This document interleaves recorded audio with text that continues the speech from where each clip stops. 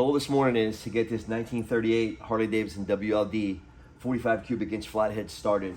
It's really close. It doesn't need a whole lot. I got to put the top motor mount on it, put gasoline and oil in it, and do a few things. The oil lines are all cut, but nothing's clamped or tightened yet.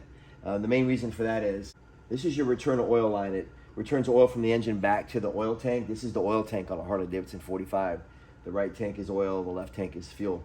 So this is your return line, and it runs all the way up here, but it goes in the bottom of the tank. And you have a head pressure of the weight of the oil that's inside the tank is pushing down on that. So I need to put this pipe, this piece of brass pipe inside this fitting. I have to machine the fitting to accept this pipe. And what will happen is when the return oil comes through the line, it'll go up to the top of the tube and above the oil level inside the tank and return it to the top of the oil level. I've already set the ignition timing on it, so I'm gonna go ahead and do these things and get this thing ready to start. I'll show you how I do it.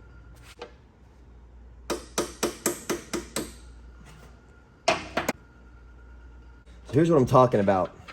This is my brass return fitting that goes into the tank, but it just dumps right into the bottom of the tank. I need to go to the top.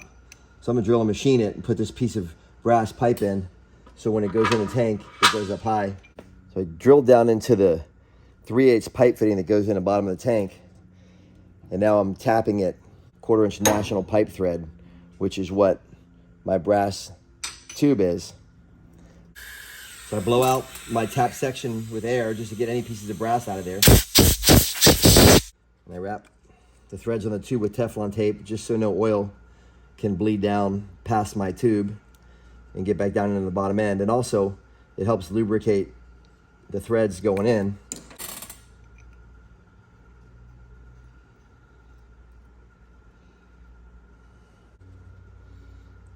And wrap my male thread on the 3/8 NPT fitting that goes into the tank.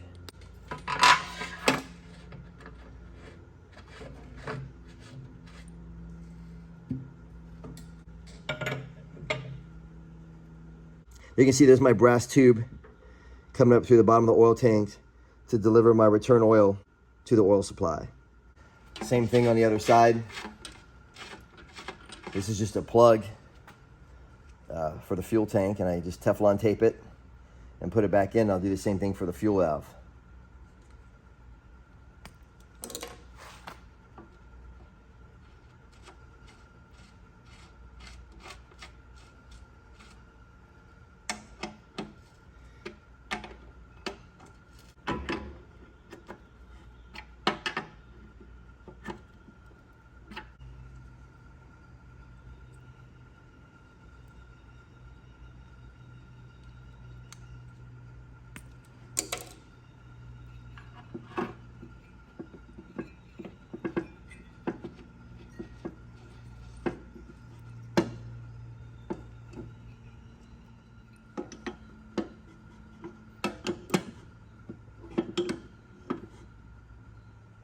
I got to torque these last two head bolts that hold the motor mount on.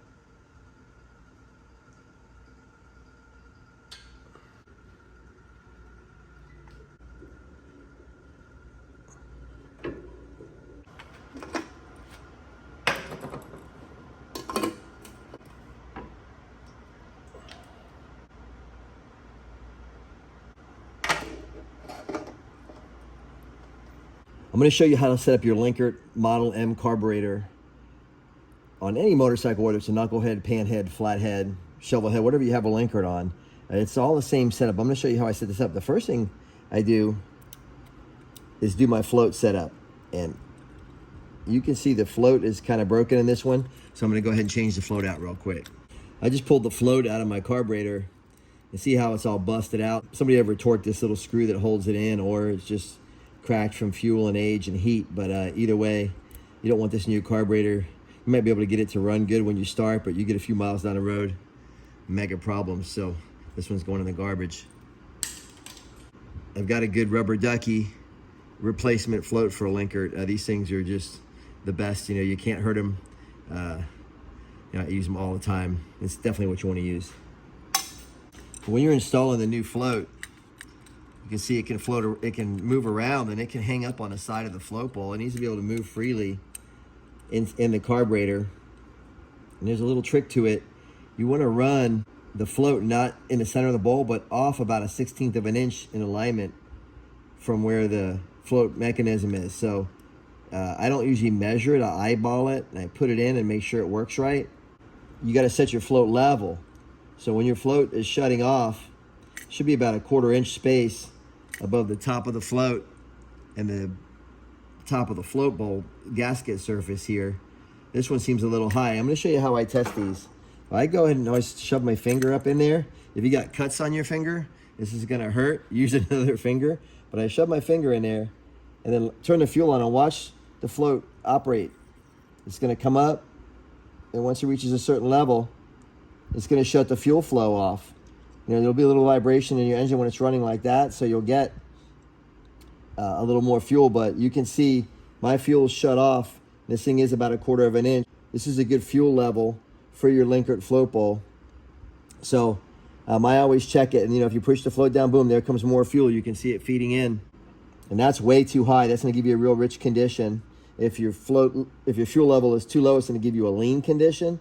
So you got to get your fuel level just right. But I always test it with my finger and just do a visual on it to see where this thing's going to run. Let me dump this fuel out into a container, and I'll do it for you again. Okay, there it goes.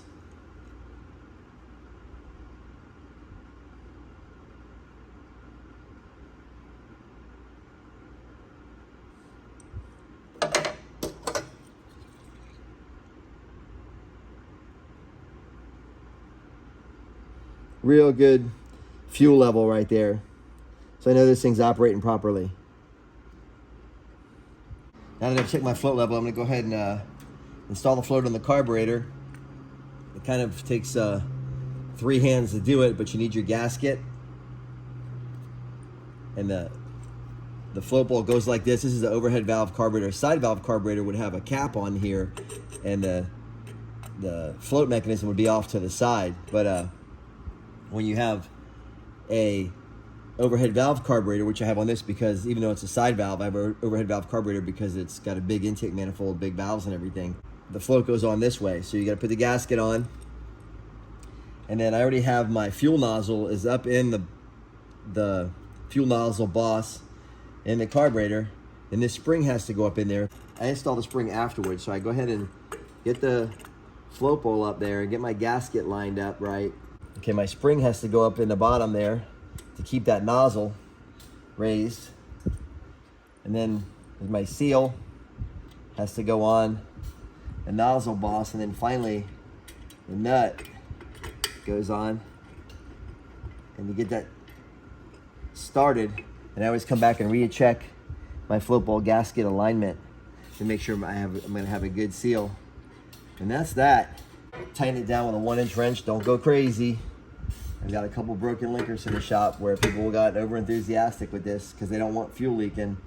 You're better off with a little bit of a fuel leak and unbroken Linkert. But there's plenty of torque there to seal it. And I just put my fuel strainer back on.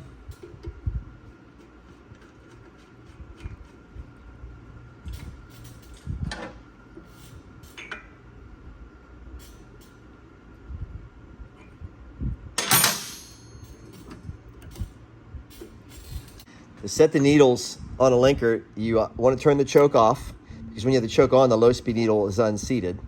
So you want to turn the choke off so that the needle is lowered and not raised on the low speed. Then you can turn the high-speed needle all the way in.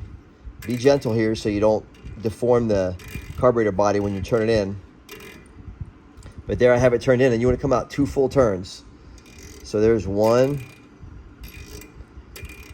2, and that's about where you want it to start. That's just a good gauge. And then I mark it with a Sharpie right here in alignment with the boss on the carburetor.